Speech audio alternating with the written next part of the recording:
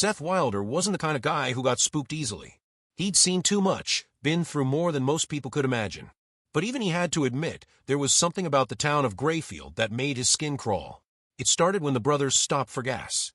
Dane, the older of the two by only a year, was filling the tank while Seth grabbed snacks inside.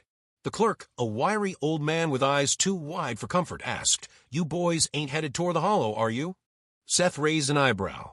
"What's the Hollow?" The man leaned closer. "Old part of town. Forest no one visits anymore. Things don't stay buried out there." Seth laughed nervously, thinking it was just local superstition. But when he came back to the car, he saw Dane standing completely still, staring into the woods across the road. "Seth," Dane said, "I saw something." "What kind of something?" Dane didn't answer. He just pointed.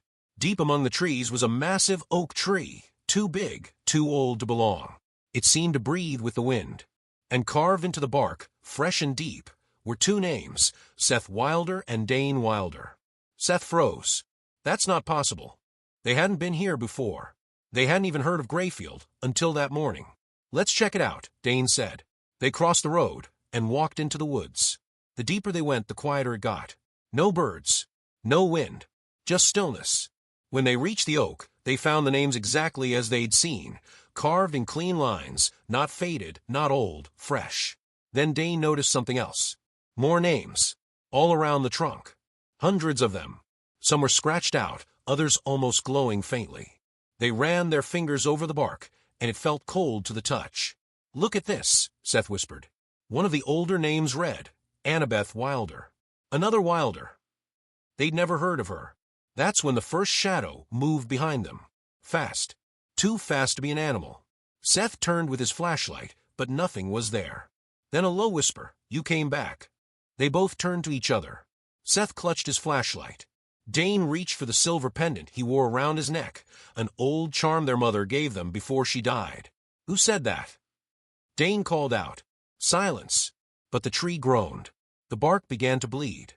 Thick, dark red sap oozed from the carved names, starting with theirs. "We need to go," Seth said. They ran back to the car. As soon as they crossed the edge of the woods, everything went back to normal. Birds chirped. Wind blew. The gas station looked exactly the same. But something was different. When they looked back, the oak tree was gone. Just trees. Just woods. No giant oak. They drove into town to ask about the tree, about the names. Everyone said the same thing. There's no tree like that. No one remembered a girl named Annabeth Wilder. No one remembered the Hollow. But that night in the motel, Seth woke to scratching at the window. When he looked out, there was no one there. Just an old photograph stuck to the glass. A school photo, faded and old. In the back row, two boys who looked just like Seth and Dane. And in the front, a little girl holding a music box. Her name written in pen on the back, Annabeth Wilder. The next morning, Seth and Dane sat on the hood of their car looking at the photo. Neither of them could explain it. "That's us," Seth said. "It's not just similar. That's us." Dane nodded. "But this photo is at least 30 years old." They zoomed in on the girl, Annabeth. Her face was soft, her eyes wide. She held a small music box in her hands, just like the ones their mom used to collect. On the front, someone had scratched a spiral shape. Seth pulled out the charm he always kept in his jacket. It had the same spiral. "We need to find out who she is," Dane said. They went to the local library. The librarian, Ms. Hargrove, looked at the photo and frowned. "This girl looks like she belonged to the old Hollow School." "The what?" Seth asked. Ms. Hargrove hesitated. "Long time ago. School in the woods. Burned down. Whole class gone. Nobody ever found out what caused it. Locals don't like to talk about it." "Was this school near a big oak tree?" She blinked. "How'd you know that?" The brothers looked at each other. "We saw it," Dane said. Ms. Hargrove lowered her voice. "You boys should leave Grayfield." Instead, they went looking for the old school. The Hollow wasn't on any maps. But with help from Ms. Hargrove's hints and some old Forest Service routes, they found a trail. The deeper they walked, the colder it got. The ground was soft and wet, like it had just rained, but the sky was clear. Soon they reached a clearing. There, half buried in vines and roots, was what remained of the school. Brick walls collapsed, blackened by fire. Rusted swings moved gently in the wind. And at the center, the oak tree. It was back. Their names were still there. So was Annabeth's. and more. Many names were now glowing faintly. Suddenly, Seth heard music. The same song from the music box in the photo. But they hadn't brought a music box. It was coming from the ground. They followed the sound to a small, moss-covered well. Seth leaned in. Down, deep in the darkness, a soft light pulsed. And then, a child's voice sang the tune. Sweet, lonely, sad. Annabeth. She's down there, Seth whispered. Dane shook his head. No, that's not her. That's something using her. The tree groaned again. The wind whispered the names. The ground trembled slightly. They stepped back from the well. Dane pulled out his notebook and began sketching the spiral. Seth took out his phone and recorded the tune. We need to stop whatever's calling out from down there, Dane said. But how? Seth asked. We find out what happened to Annabeth. We learn the ritual. And we end it. That night, they returned to town. In the motel, they played the music back. Backwards. The melody changed. Hidden inside were words. Let the names return to ash. Let the lock be closed. Let the song go silent. A spell. A ritual. Now they had a plan. But the Hollow wasn't done with them yet. Seth and Dane didn't sleep much that night. The more they listened to the backwards song, the more pieces of the puzzle clicked into place. They laid out everything they had. The photo, the recording, the spiral, and the old locket with the charm from their mom. The song is the key, Dane said. And the spiral is the lock. They figured the ritual had to be performed at the tree. With the names glowing and the music playing, something was waking up. But they needed something more. Seth flipped through his notes. The book we found in the library, there was a line about burn names, freed voices. I think we have to burn the names.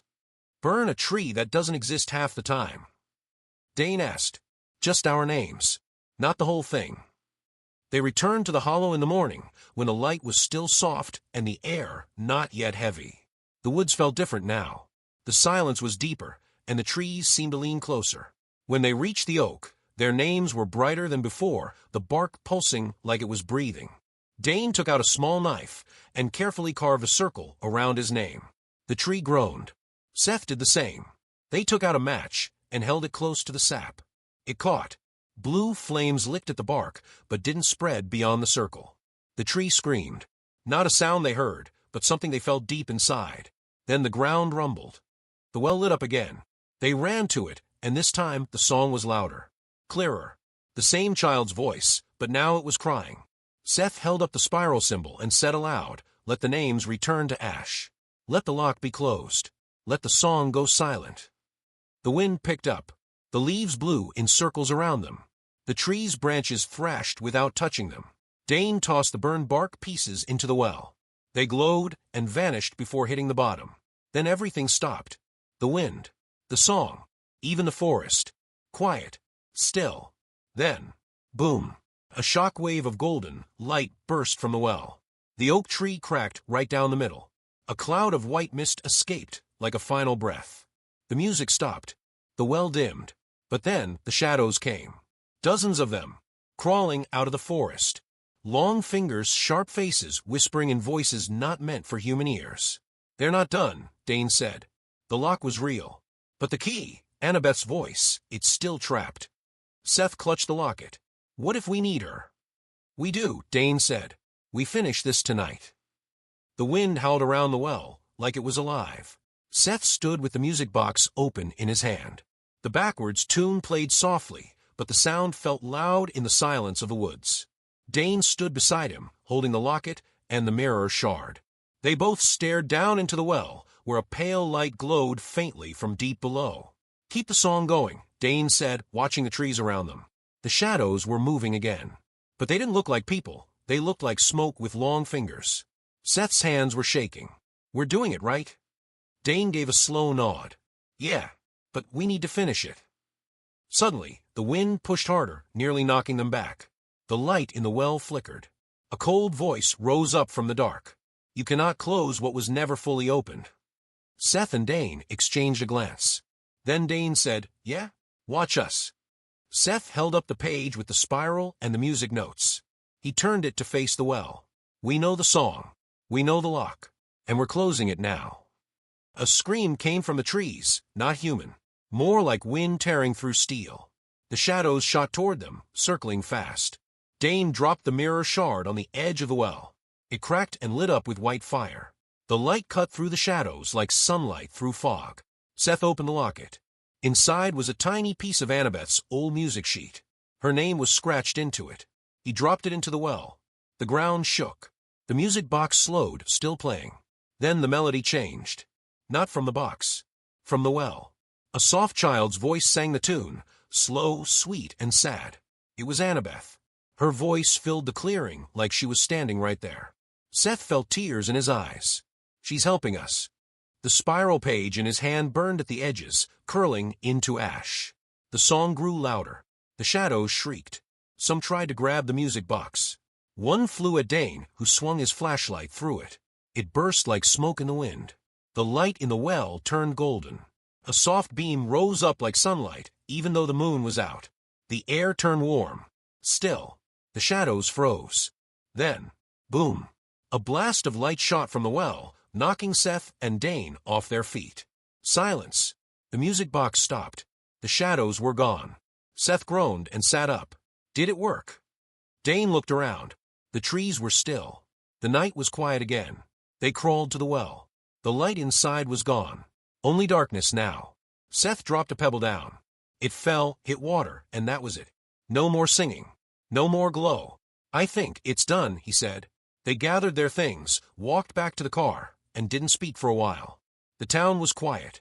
Too quiet. The next morning, they returned to the school. The building looked normal. No cold wind, no strange noises. The janitor was sweeping. "Morning," he said. "Morning," Dane replied. "You ever hear music from the well behind the school?" The janitor blinked. "There's no well behind the school. Just woods." Seth and Dane looked at each other. They walked around the building. The well was gone. Not broken. Not hidden. Just gone. Like it was never there. Seth touched the grass. It was fresh. No stone, no hole. No sign it had ever existed. "Is this good?" Seth asked. Dane shrugged. "I hope so." They walked back to the Impala. Before leaving town, they visited the small memorial for the children who had died in the old accident. Flowers had been placed there. And one new thing, a tiny silver locket with the name Annabeth. No one else was around. Seth bent down and touched it. "She's really gone, isn't she?" "Yeah," Dane said. "But maybe she found peace." They got in the car. As they drove out of Grayfield, Seth glanced in the mirror. For just a second, he saw a little girl standing by the side of the road. Blonde hair, white dress, smiling. Then she was gone. He didn't say anything. Some things don't need to be said. The road stretched ahead, quiet and long. They didn't know what would come next. But for now, the song was over. And the silence was enough.